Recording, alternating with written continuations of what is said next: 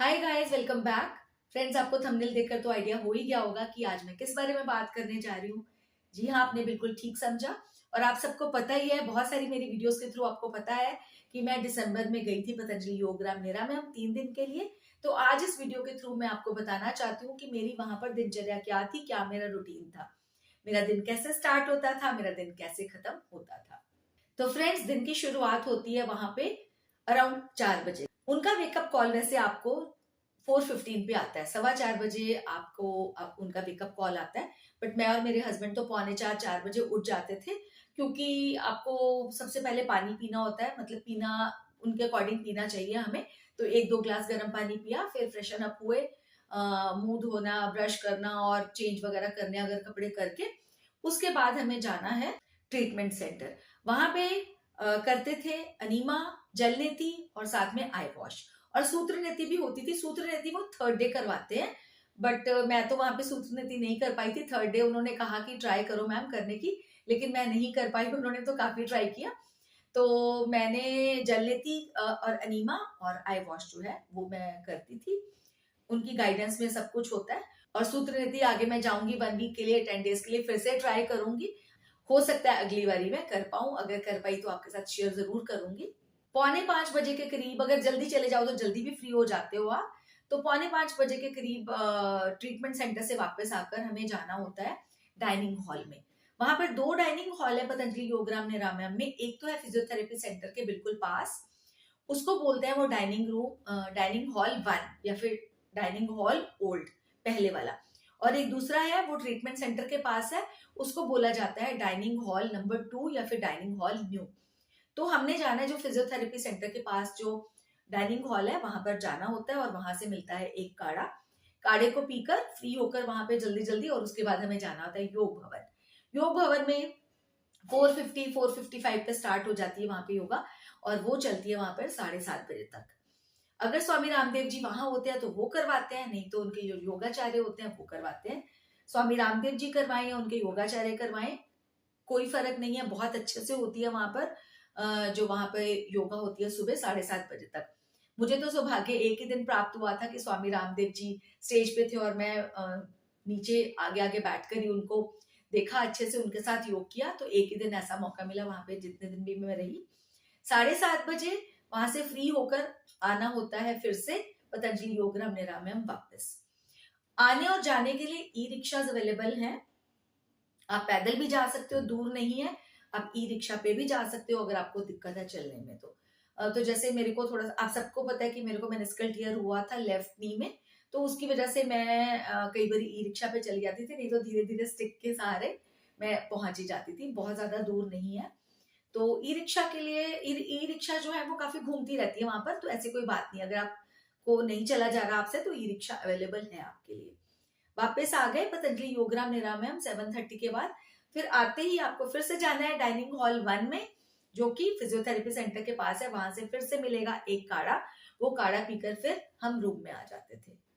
आप रूम में आओ, बाहर घूमो, आपकी अपनी मर्जी है। 8 से 8:30 बजे के बीच में होती है वहां पे मिट्टी पट्टी।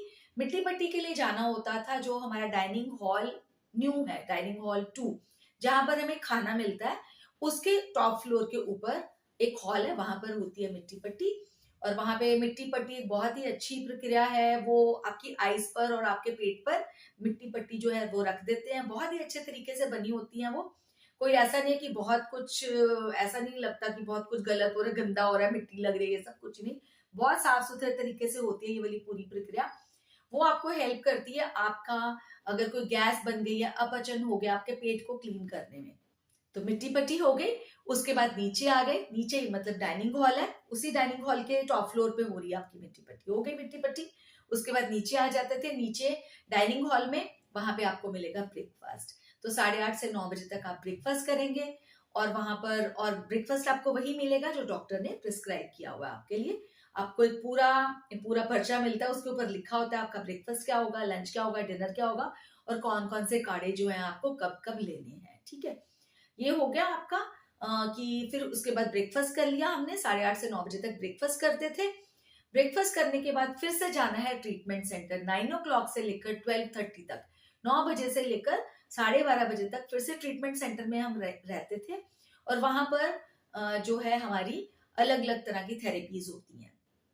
फुल बॉडी मसाज है, पंचकर्मा, षटकर्मा, जो भी लिखा हुआ है, जो प्रिस्क्राइब किया डॉक्टर ने वही। ऐसे नहीं कि कुछ भी करवा लो, जो डॉक्टर ने लिखा हुआ है हमारे लिए थेरेपीज, वही थेरेपीज जो है वो हमें करवानी होती हैं। और वो थेरेपीज के बाद हम फ्री होते हैं, लगभग 12:30 बज ही जाते हैं, क्योंकि काफी टाइम लग जाता है। सारी थेरेपीज में काफी सारी थेरेपीज होती हैं। 12:30 बजे जाते थे हम डाइनिंग हॉल में, क्योंकि 12:30 बजे से 1 बजे तक लंच टाइम होता है वहां पे। तो लंच भी वही मिलेगा जो प्रिस्क्राइब्ड होगा। तो जैसे कि कई लोग बोलते हैं कि वहां पर तो सिर्फ घिया ही खिलाते हैं, ऐसा नहीं है, बहुत वैरायटी होती है वहां पे खाने की। और हमें तो अच्छा लगा कि अच्छा खाना था वहां पर, सात्विक खाना था, और हमें कोई भी ऐसा नहीं लगा कि कुछ हमें खाने में कोई दिक्कत हो रही है। हाँ, डिफरेंट खाना होता है, वो जैसे हम घर में खाते हैं उससे डिफरेंट होता है, लेकिन अच्छा हेल्दी सात्विक खाना होता है। मैं और मेरे हस्बैंड दोनों ही इस पॉजिटिव सोच के साथ गए थे कि जो भी हमें वहां खाने के लिए मिलेगा, जो भी थेरेपीज हमें वो करने के लिए बोलेंगे, हम सब करवाएंगे, और खाना हम जो है पूरे अच्छे मन से खाएंगे। तो इसीलिए हमें जो भी वहां मिलता था, और खाना बहुत ही शुद्ध, बहुत ही साफ सुथरा और ऑर्गेनिक तो वो होता ही था, तो इसलिए हमें बहुत अच्छा लगा वहां का खाना। 1 से 2 बजे तक फिर हम वापस रूम में आ जाते थे, क्योंकि 1 से 2 बजे तक रेस्ट टाइम होता है। उस टाइम पर क्या है कि कुछ भी नहीं होता वहां पे, कोई थेरेपी नहीं, कुछ नहीं। 1 से 2 बजे के बीच में आपकी मर्जी है, आप रेस्ट करें, आप नहाएं, कुछ भी, आप इधर उधर घूमें, बाहर देखें, पूरा कैंपस आपकी अपनी मर्जी है। 2 बजे हमें फिर से जाना है डाइनिंग हॉल में काढ़ा लेने के लिए। 2:30 बजे से लेकर 5 बजे तक फिर से ट्रीटमेंट सेंटर में, जहाँ पे फिर से अलग अलग तरह की थेरेपीज होंगी। और वहां पर एक्यूप्रेशर, एक्यूपंक्चर, फिजियोथेरेपी, सब कुछ इंक्लूडेड है। 5 से 5:30 बजे तक फिर से काढ़ा मिलता था, डाइनिंग हॉल जाते थे हम इसके लिए। और इसके साथ में मिलते थे रोस्टेड मखाने, रोस्टेड मखानों की एक पूरी कटोरी भर के। तो वो तो एक ट्रीट लगता था कि दिन में काढ़ा जब मिला, खाली मिला, इस बारी हमें रोस्टेड मखाने भी मिले, तो बहुत ही अच्छा लगता था। 6:45 बजे से लेकर 7:15 बजे तक फिर से हमें जाना होता है योगा के लिए। पहले दिन तो ऐसा लगा फिर से योगा, लेकिन जब किया तो बहुत अच्छा लगा।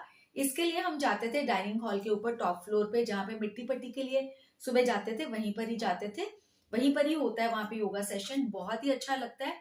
स्वामी रामदेव जी के जो पतंजलि के योगाचार्य हैं, अलग अलग वो करवाते हैं, अलग हर रोज कोई कोई अलग अलग करवाते हैं, और बहुत ही अच्छी तरह से हर चीज को एक्सप्लेन करना, बहुत अलग अलग तरह टेक्निक्स बताते थे हमें। किसी ना किसी चीज को जैसे ले लिया, अगर एक बीमारी के बारे में बात करा तो पूरी तरह से बताते थे कि कैसे उस बीमारी को हम दूर कर सकते हैं, कौन कौन से योगा आसन हमें करने चाहिए। या अगर किसी 2 या 3 योगा आसन को ले लिया तो उनको एक्सप्लेन किया, तो काफी ज्यादा जो है अच्छा लगता था। और अच्छा लगता था कि काफी नॉलेज बढ़ रही है इस बारे में, तो काफी ज्यादा अच्छी फीलिंग हुई। 7:30 से 8:30 बजे डिनर का टाइम है, फिर से डाइनिंग हॉल में आ जाते थे, और वहां पर खाना खाओ आराम से, खूब अच्छे से चबा चबा कर एंजॉय करो अपने फूड को। तो काफी जो है टाइम होता है उसके लिए, डिनर करने के लिए। डिनर करने के बाद फिर से रूम में आना है तो रूम में आ जाओ, और अगर आपने वॉक करनी है वॉक करो, जो भी है। 9 बजे फिर से काढ़ा मिलता है, और उसके बाद दिन की जो है एंडिंग हो जाती है वहां पे, जो दिनचर्या वहां पे खत्म। और उसके बाद आओ रूम के अंदर, आराम से अच्छी नींद करो, और फिर ताकि सुबह जो है आप अच्छे से उठ पाओ, फ्रेश रहो, और अच्छे से अगले दिन जो है अपने जो है कार्यक्रम, सारे जो भी कार्य करने हैं वो अच्छे से करो। तो ये थी मेरी दिनचर्या वहां पर जब मैं पतंजलि योगराम निरामयम में गई। और भी बहुत सारी चीजें जिनके बारे में मैं आपको बताऊंगी, जैसे जो फैसिलिटीज हमें वहां पर मिली, जो मेरे एक्सपीरियंसेस थे, अच्छे से आपको और भी आगे आने वाली वीडियोस में बताऊंगी। तो अगर मेरे चैनल को अभी तक सब्सक्राइब नहीं किया तो कर लेना, और ये वाली वीडियो अगर अच्छी लगी तो लाइक का बटन तो जरूर जरूर दबा देना। आपका एक लाइक जो है ना मुझे बहुत ज्यादा मोटिवेट कर जाता है। आप इस वीडियो को अपने उन फ्रेंड्स के साथ भी शेयर कर सकते हो जो लगता है इससे बेनिफिटेड हो पाएंगे। तो चलो करते हैं आप गुड बाय, जल्दी ही मिलूंगी एक नई वीडियो के साथ। तब तक के लिए आप सब लोग अपना बहुत बहुत बहुत बहुत ध्यान रखना, और योग जरूर करते रहना। Bye friends.